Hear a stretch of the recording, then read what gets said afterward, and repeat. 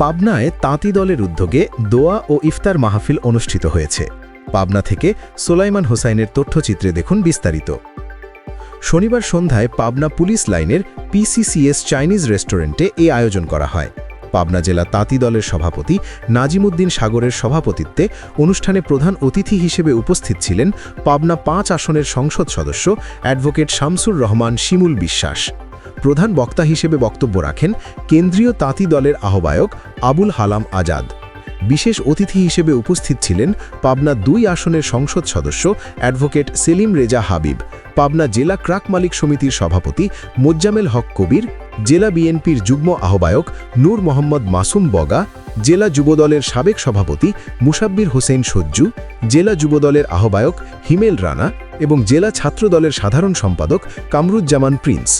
অনুষ্ঠানে দেশ ও জাতির কল্যাণ কামনা এবং শহীদ রাষ্ট্রপতি জিয়াউর রহমান ও সাবেক প্রধানমন্ত্রী বেগম খালেদা জিয়ার রুহের মাগফিরাত কামনা করে বিশেষ দোয়া করা হয়।